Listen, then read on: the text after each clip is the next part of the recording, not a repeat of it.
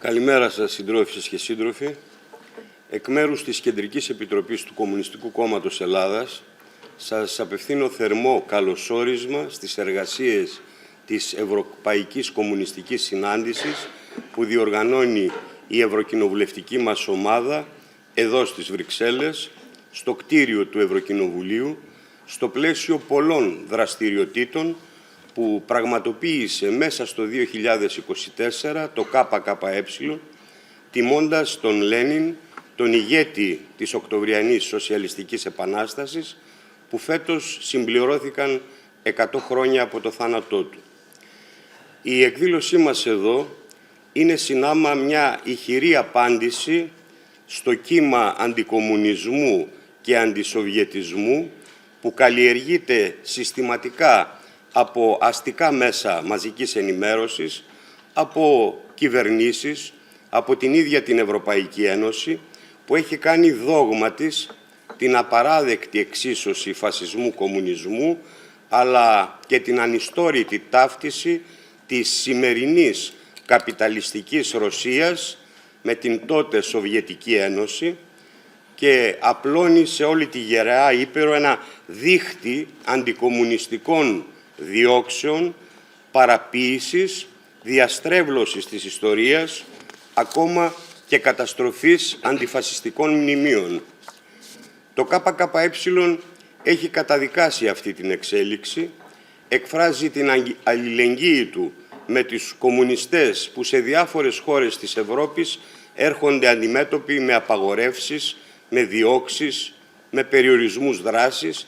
Θα συνεχίσουμε συνάμα να παλεύουμε ενάντια στην παραπληροφόρηση των λαών, στη διαστρέβλωση της ιστορίας, χωρίς να εξιδανικεύουμε, μελετώντας όχι μόνο τις κατακτήσεις του σοσιαλισμού, αλλά και τις αδυναμίες, τα λάθη, τις παρεκκλήσεις και αντλώντας έτσι πολύτιμα συμπεράσματα για το μέλλον. Τέτοια χρήσιμα συμπεράσματα μπορεί να αντλήσει κανείς και από το επίκαιρο και σήμερα έργο του Λένιν για το σύνθημα των Ηνωμένων Πολιτειών της Ευρώπης, στο φόντο μάλιστα της έντασης της ταξικής εκμετάλλευσης και των ιμπεριαλιστικών πολέμων στην Ουκρανία και στην Μέση Ανατολή, με την εμπλοκή και της ίδιας της Ευρωπαϊκής Ένωσης. Οι επισημάνσεις του Λένιν στις συνθήκες των αρχών του 20ου αιώνα διατηρούν τη σημασία τους και στον 21ο αιώνα. Πρόκειται για ένα έργο το οποίο θεωρούμε πως πρέπει να μελετούν οι κομμουνιστές, οι ριζοσπάστες, όλοι οι άνθρωποι καλής θέλησης, όχι μόνο από την Ήπειρό μας, την Ευρώπη, αλλά και από όλη την Ιφίλιο, μιας και σήμερα διαμορφώνονται και σε άλλες γωνιές του πλανήτη διάφορες διακρατικές, καπιταλιστικές, ιμπεριαλιστικές, θα λέγαμε, ενώσεις κρατών, όπως παραδείγματος χάριν η BRICS και άλλες. Μελετώντας τον Λένιν με πνεύμα δημιουργικό, υπό το πρίσμα των αλλαγών που συντελέστηκαν στον κόσμο, μπορούμε να εξετάσουμε τις διακρατικές συμφωνίες, τις παλιές αλλά και τις νεότερες καπιταλιστικές συμμαχίες που επιδιώκουν να βάλουν τάξη, υποτίθεται, στη διεθνή ασφάλεια, στο διεθνές εμπόριο, στην εξαγωγή κεφαλαίων, χωρίς βέβαια να αναιρούν τις καπιταλιστικές νομοτέλειες. Γιατί όσες αλλαγές και αν έχουν συμβεί από τότε που κυκλοφόρησε το συγκεκριμένο έργο, αυτές δεν αλλίωσαν την ουσία, δεν αλλίωσαν τις βασικές νομοτέλειες της καπιταλιστικής οικονομίας, την παραγωγή δηλαδή με κίνητρο την υπεραξία, το κέρδος, τον ανταγωνισμό, την ανισομετρία, την αναρχία στην παραγωγή, την αδικία στην κατανομή. Έγραφε ο Λένιν, στις συνθήκες του καπιταλισμού είναι αδύνατη μια ισόμετρη οικονομική ανάπτυξη των διαφόρων οικονομιών των διαφόρων κρατών. Στις συνθήκες του καπιταλισμού δεν μπορεί να υπάρχουν άλλα μέσα για την αποκατάσταση από καιρό σε καιρό της παραβιασμένης ισορροπίας, εκτός από τις κρίσεις στη βιομηχανία και τους πολέμους στην πολιτική. ποιος είναι σε θέση να διαψεύσει αυτή την λενινιστική εκτίμηση σήμερα, όταν η ανισόμετρη καπιταλιστική ανάπτυξη αναδεικνύει νέες ισχυρές καπιταλιστικές δυνάμεις, οξύνει την αντιπαράθεση για την πρωτοκαθεδρία στο παγκόσμιο ιμπεριαλιστικό σύστημα ανάμεσα στις Ηνωμένες Πολιτείες της Αμερικής και την Κίνα και δυναμώνει τη σύγκρουση ανάμεσα στον ευρωατλαντικό άξονα και στον υποδιαμόρφωση ευρασιατικό. Ποιος δεν βλέπει την ορολογιακή βόμβα πάνω στην οποία κάθεται η διεθνής καπιταλιστική οικονομία, δηλαδή την υπερσυσσόρευση κεφαλαίου που δεν βρίσκει διέξοδο για να επενδυθεί με ικανοποιητικό κέρδος. Δοκιμάσανε, βλέπετε, με την πράσινη και ψηφιακή μετάβαση, όπως και με την παλιά συνταγή του πολέμου, στην οποία αναφέρεται και ο Λένιν, αλλά τα αδιέξοδα του συστήματος συνεχίζονται. Η καπιταλιστική κρίση, ο πόλεμος, είναι στο DNA του καπιταλισμού. Μια σειρά δείκτες της διεθνούς οικονομίας αποδεικνύουν ότι η κρίση γεννιέται από τη φυσιολογική λειτουργία του καπιταλιστικού συστήματος. Ήδη η οικονομία της Ευρωπαϊκής Ένωσης βρίσκεται στην ουσία σε φάση ύφεσης. Δείτε επίσης την εκτείναξη του χρέους του αμερικάνικου κράτους, που έχει ήδη υπερβεί την κόκκινη γραμμή του θεσμοθετημένου ανώτατου ορίου και συνεχίζει να αυξάνεται. Ή την κρίση ακινήτων στην καπιταλιστική Κίνα και ούτω καθεξής. Οι ιμπεριαλιστικές επεμβάσεις και οι πόλεμοι προσφέρουν κερδοφόρα διέξοδο στο υπερσυσσωρευμένο κεφάλαιο. Αυτό μαρτυρούν άλλωστε τα κέρδη της πολεμικής βιομηχανίας των Ηνωμένων Πολιτειών της Αμερικής και των άλλων μεγάλων κατασκευαστών όπλων μετά την έναρξη του πολέμου στην Ουκρανία και στη Μέση Ανατολή. Όχι τυχαία, η λεγόμενη και πολεμική οικονομία και η κλιμάκωση του πολέμου αποτελούν πλέον την πρώτη προτεραιότητα του ΝΑΤΟ, της Ευρωπαϊκής Ένωσης και των υπόλοιπων ιμπεριαλιστικών κέντρων. Ιδιαίτερα η Ευρωπαϊκή Ένωση, με βάση την έκθεση Draghi, προβλέπει την κατεύθυνση 500 δισεκατομμυρίων στην πολεμική βιομηχανία, ενώ με την έκθεση Νινίστο προορίζει μεταξύ άλλων το 20% του προϋπολογισμού της επίσης για την πολεμική οικονομία, προωθώντας την επικίνδυνη διασύνδεση των πολεμικών σχεδιασμών της με την πολιτική προστασία και την ψυχολογική προετοιμασία των λαών να ζουν σε συνθήκες κινδύνων, αστάθειας, διαθέτοντας προμήθειες τροφίμων τουλάχιστον για 3 μέρες.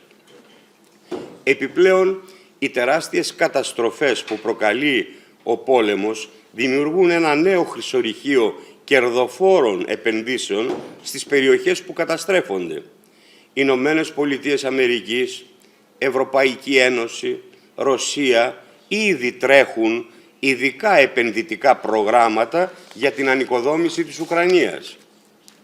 Αγαπητές συντρόφισσες και σύντροφοι, η επικράτηση του Ντόναλντ Τραμπ στις αμερικάνικες εκλογές συνοδεύτηκε από μια ολόκληρη φιλολογία περί προσεχούς επικράτησης της ειρήνης, τουλάχιστον στο ουκρανικό μέτωπο.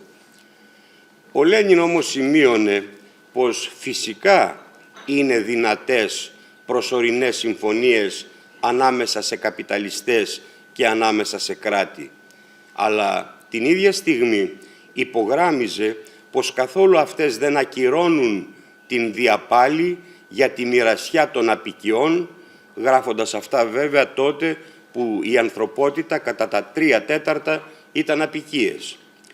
Και σήμερα όμως ισχύει η θέση αυτή, αφού στη θέση της διαπάλης για τη μοιρασιά των αποικιών βρίσκεται η διαπάλη για τη μοιρασιά των πρώτων υλών, της ενέργειας, δρόμων μεταφοράς εμπορευμάτων, γεωπολιτικών στηριγμάτων, μεριδίων των αγορών. Και, όπως τόνιζε, στον καπιταλισμό όμως δεν μπορεί να υπάρξει άλλη βάση, άλλη αρχή μοιρασιάς εκτός από τη δύναμη. Το να κηρύσει κανείς Μια δίκαιη μοιρασιά του εισοδήματος σε μια τέτοια βάση είναι στενοκεφαλιά μικροαστού και φιλιστέου. Το μοίρασμα δεν μπορεί να γίνει διαφορετικά παρά σύμφωνα με τη δύναμη.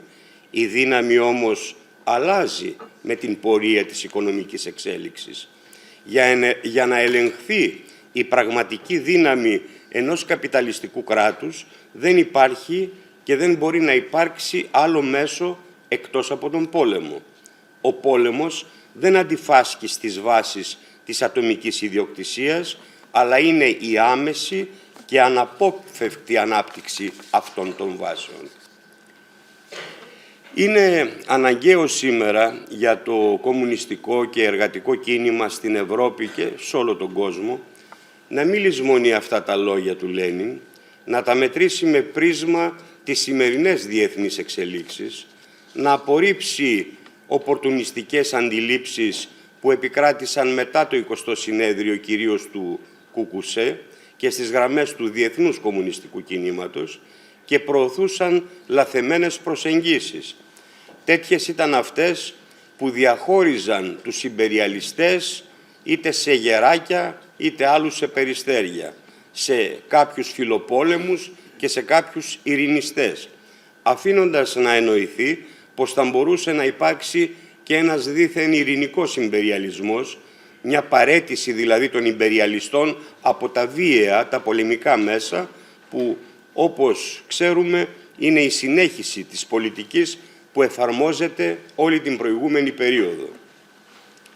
Δυστυχώς και στις γραμμές του διεθνούς κομμουνιστικού κινήματος κυριάρχησαν, ειδικά μετά το Δεύτερο Παγκόσμιο Πόλεμο, τέτοιες λαθεμένες αντιλήψεις στις οποίες βασίστηκαν εκτιμήσεις κομμουνιστικών κομμάτων, πως μπορούμε δήθεν να δαμάσουμε τους πολεμικούς σχεδιασμούς των καπιταλιστών με το λεγόμενο ευρωπαϊκό σύστημα ασφαλείας. Σήμερα, από ορισμένες δυνάμεις, ως διέξοδος επίλυσης της πολεμικής σύγκρουσης στην Ευρώπη, ανακυκλώνονται ανάλογες σκέψεις περί διαμόρφωσης μιας νέας αρχιτεκτονικής ασφαλείας ή ένα ΝΑΤΟ χωρίς πολεμικούς σχεδιασμούς και επιθετικά οπλικά συστήματα στα εδάφη του ή μια φιλειρηνική Ευρωπαϊκή Ένωση ή έναν ειρηνικό πολυπολικό κόσμο και ούτω καθεξής. Όλες αυτές οι εικασίες πιστεύουμε ότι δεν έχουν σχέση με την πραγματικότητα και δρούν ουσιαστικά σε βάρος της αντικαπιταλιστικής, αντιιμπεριαλιστικής πάλης, επιδιώκοντας να καλλιεργήσουν μια αντίληψη περί δήθεν δυνατότητας αποχής του ιμπεριαλισμού από πολεμικά μέσα. Σαν να ζητούμε δηλαδή από ένα αρπακτικό σαρκοφάγο ζώο της ζούγκλας να μεταμορφωθεί σε ένα φυτοφάγο και μάλιστα κατοικίδιο. Όμως η αλήθεια είναι πως το ΝΑΤΟ, η Ευρωπαϊκή Ένωση, όπως και κάθε καπιταλιστική διακρατική ένωση, έχουν βαθιά αντιδραστικό χαρακτήρα. Δεν μπορούν να γίνουν φιλολαϊκές. Θα συνεχίσουν να δρουν ενάντια σε λαϊκά συμφέροντα, ενάντια στους λαούς.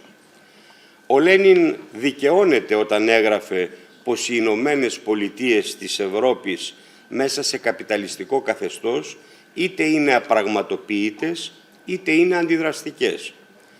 Η σημερινή Ευρωπαϊκή Ένωση αποτελεί μια διακρατική, ιμπεριαλιστική, οικονομική, πολιτική, στρατιωτική ένωση μονοπωλίων, αντίθετη με τα συμφέροντα της εργατικής τάξης και των άλλων λαϊκών στρωμάτων. Δεν διορθώνεται με κάποια επιμέρους μερεμέτια, όπως και ο καπιταλισμός δεν εξανθρωπίζεται, γιατί η Ευρωπαϊκή Ένωση δεν συγκροτήθηκε από τους λαούς, ούτε για τους λαούς, δεν υπηρετεί τα συμφέροντά τους. Αυτή η καπιταλιστική ένωση, η Ευρωπαϊκή Ένωση των Καπιταλιστών, δεν είναι ούτε μπορεί να είναι φιλολαϊκή. Στόχοι της είναι η συγκέντρωση και συγκεντροποίηση του κεφαλαίου, οι πόλεμοι, οι επεμβάσεις, η προώθηση της στρατηγικής για τη μέγιστη ενίσχυση του βαθμού εκμετάλλευσης της εργατικής τάξης, που οδηγούν στη φτώχεια, την εξαθλίωση, την ακρίβεια, την ενεργειακή φτώχεια, την προσφυγιά, την άγρια καταστολή, το φακέλωμα, τον αντικομμουνισμό. Τα σκάνδαλα που εκδηλώνονται στο Ευρωκοινοβούλιο, τον λόμπι της διαφθοράς, επιβεβαιώνουν τον αντιδραστικό χαρακτήρα της ως ένωση του κεφαλαίου σε βάρος των λαών. Τα ψηφίσματα, πολεμικά τελεσίγραφα, οι διάφοροι αντιλαϊκοί κανονισμοί και αντεργατικές οδηγίες στοχεύουν να εξυπηρετήσουν την κερδοφορία των μονοπωλίων, να τσακίσουν τη ζωή και τα δικαιώματα των εργαζομένων. Η Ευρωπαϊκή Ένωση σήμερα επιδιώκει να γίνει η εμπροστοφυλακή των αντιλαϊκών πολιτικών και πολέμων. Αυτό ισχύει ανεξάρτητα από την έκβαση των ανταγωνισμών στο εσωτερικό της, ανάμεσα στις αστικές τάξεις των χωρών της, για περισσότερη στρατιωτική αυτοτέλεια της Ευρωπαϊκής Ένωσης ή για μεγαλύτερη πρόσδεση στο άρμα του ΝΑΤΟ, ανταγωνισμοί που αναζωπυρώθηκαν και μετά την εκλογή του Τραμπ. Για την εξυπηρέτηση των κυρίαρχων συμφερόντων των αστικών τάξεων της Ευρώπης έχει εμπλακεί και η Ευρωπαϊκή Ένωση από κοινού με τη ΣΥΠΑ στον πόλεμο της Ουκρανίας, στο πλευρό εκείνου του τμήματος της Ουκρανικής άρχουσας τάξης που, αξιοποιώντας και φασιστικές δυνάμεις, προχώρησε το 2014 σε αντισυνταγματική εκτροπή. Για ανάλογα συμφέροντα, η Ευρωπαϊκή Ένωση στηρίζει το κατοχικό κράτος του Ισραήλ, που μακελεύει τον ηρωικό λαό της Παλαιστίνης, και από εδώ, από το Ευρωκοινοβούλιο, θέλουμε να εκφράσουμε την αμέριστη αλληλεγγύη μας με τον Παλαιστινιακό λαό και ενώνουμε τη φωνή μας με τις ογκώδεις και συγκλονιστικές εργατικές λαϊκές διαδηλώσεις σε όλο τον κόσμο υπεράσπισης του δίκαιου αγώνα για την αποτείναξη της Ισραηλινής κατοχής. Αγαπητές συντρόφισσες και σύντροφοι, μετά την επίθεση της Ουκρανίας με αμερικάνικα και βρετανικά όπλα μεγάλου βεληνικούς μέσα στο έδαφος της Ρώσικης Ομοσπονδίας και την αμέσως μετά τροποποίηση του πυρηνικού δόγματος της Ρωσίας και τις δηλώσεις του Πούτιν, είναι περισσότερο από φανερό ότι ο κίνδυνος γενίκευσης του ιμπεριαλιστικού πολέμου μεγαλώνει με τη χρησιμοποίηση ακόμα και πυρηνικών όπλων. Ακόμη και αν βρεθεί κάποιος προσωρινός συμβιβασμός, κανείς δεν μπορεί να αποσοβήσει τους ενδοϊμπεριαλιστικούς ανταγωνισμούς που εκτείνονται από τον εμπορικό και τεχνολογικό τομέα μέχρι τους μεγάλους στρατιωτικούς εξοπλισμούς. Και αυτό ισχύει από την Αρκτική μέχρι την Αφρική και τον Ινδικό Ειρηνικό ωκεανό, συμπεριλαμβάνοντας και το διάστημα. Οι ιμπεριαλιστικοί πόλεμοι και οι επεμβάσεις της Ευρωπαϊκής Ένωσης και των συμμαχικών αστικών κυβερνήσεών της, εκτός από τη σφαγή των λαών, από τον διαμελισμό κρατών, τα οικονομικά βάρη στις πλάτες λαών, τις στρατιές των ξεριζωμένων, προκαλούν και τη μεγαλύτερη καταστροφή του περιβάλλοντος, για την οποία υποκριτικά κόπτονται οι λεγόμενες πράσινες διακηρύξεις τους. Το ΚΚΕ, όπως και άλλα κομμουνιστικά και εργατικά κόμματα της Ευρώπης, απορρίπτοντας όλα τα προσχήματα εκατέρωθεν, αναδεικνύουμε στους λαούς τις πραγματικές αιτίες αυτών των ιμπεριαλιστικών πολέμων. Δυναμώνουμε την πάλη μας ενάντια στην εμπλοκή των χωρών μας σε αυτόν. Παλεύουμε για να κλείσουν οι αμερικάνικες νατοικές βάσεις στην Ελλάδα και αλλού, να φύγουν τα πυρηνικά όπλα από την Ευρώπη. Εκφράζουμε την αλληλεγγύη μας στους λαούς της Ουκρανίας, στο λαό της Ρωσίας, που έζησαν ειρηνικά και μεγαλούργησαν μαζί στα χρόνια του σοσιαλισμού και τώρα χύνουν το αίμα τους για μεγάλα καπιταλιστικά συμφέροντα. Αντιπαλεύουμε την εντυνόμενη στρατιωτικοποίηση της Ευρωπαϊκής Ένωσης μέσα από την προώθηση της λεγόμενης στρατηγικής αυτοτέλειάς της, που εγκυμονεί μεγάλους κινδύνους για τους λαούς τη συγκρότηση στρατιωτικών σχηματισμών τύπου Πέσκο και Ευρωστρατού αποστολών όπως τις Ασπίδες στην Ερυθρά Θάλασσα. Υψώνουμε μέτωπο στο φασισμό και κάθε είδους ρατσισμό, στις διακρίσεις με βάση τη θρησκεία, το χρώμα, το φύλο ή τον σεξουαλικό προσανατολισμό και απορρίπτουμε τον κάλπικο αντιφασισμό και τα διάφορα αντιφασιστικά μέτωπα που χρησιμοποιούν διάφορες αστικές και οπορτουνιστικές πολιτικές δυνάμεις για τον εγκλαβισμό εργατικών λαϊκών δυνάμεων στην αστική διαχείριση, αποκόβοντας το φασισμό από το καπιταλιστικό σύστημα που τον γεννά και τον χρησιμοποιεί όταν χρειάζεται. Αγαπητές συντρόφισσες και σύντροφοι, η απογείωση της εκμετάλλευσης των εργαζομένων, της εντατικοποίησης της ευέλικτης εξουθονωτικής δουλειάς με απάνθρωπα ωράρια που οδηγούν σε εργοδοτικά εγκλήματα, της δουλειάς χωρίς δικαιώματα και συλλογικές συμβάσεις εργασίας, της κλιμάκωσης της εργοδοτικής τρομοκρατίας, των χαμηλών αποδοχών σε συνδυασμό με την ακρίβεια και την βαριά φορολογία λαϊκών στρωμάτων, όπως και τους πολέμους, έχει οδηγήσει όλους τους λαούς της Ευρώπης στους δρόμους του αγώνα. Πριν 10 μέρες, στις 20 Νοεμβρίου, από άκρης άκρης όλη την Ελλάδα, γέμισαν οι δρόμοι, οι πλατείες μας από απεργούς εργαζόμενους, προκαλώντας ένα πραγματικό σεισμό με το σύνθημα «Λεφτά για μισθούς, υγεία, παιδεία, έξω από του πολέμου τα σφαγεία». Με τη μαχητική στάση εργατικών σωματείων, όπως αυτό των λιμεναργατών του Πειραιά, φορτίο γεμάτο πυρομαχικά με προορισμό το Ισραήλ, δεν έφτασε στον προορισμό του. Σε άλλες περιοχές εμποδίστηκε επίσης η μεταφορά νατοικών όπλων και πυρομαχικών στον πόλεμο στην Ουκρανία. Συνεχίζουμε την πάλη ενάντια στην αντιλαϊκή πολιτική της κυβέρνησης της Νέας Δημοκρατίας και των άλλων κομμάτων του συστήματος, ενάντια στο ΝΑΤΟ και την Ευρωπαϊκή Ένωση του κεφαλαίου, της ταξικής εκμετάλλευσης, των μονοπωλίων και του πολέμου. Για την αποδέσμευση της Ελλάδας από το ιμπεριαλιστικό σφαγείο, από τους διάφορους ιμπεριαλιστικούς σχεδιασμούς και συμμαχίες με το λαό κυρίαρχο στον τόπο μας. Για μια Ευρώπη πραγματικά της ευημερίας των λαών, της ειρήνης, της κοινωνικής δικαιοσύνης, του σοσιαλισμού. Βαδίζουμε στον κοινό μας δρόμο της ταξικής επαναστατικής πάλης μέχρι την ανατροπή του καπιταλισμού και την οικοδόμηση του σοσιαλισμού-κομμουνισμού. Γιατί ο δρόμος που άνοιξαν τον Οκτώβρη του 17 οι κομμουνιστές με επικεφαλής τον Λένιν, σπάζοντας τον πάγο, παραμένει η μόνη πραγματική διέξοδος για τους λαούς των χωρών μας. Σας ευχαριστώ.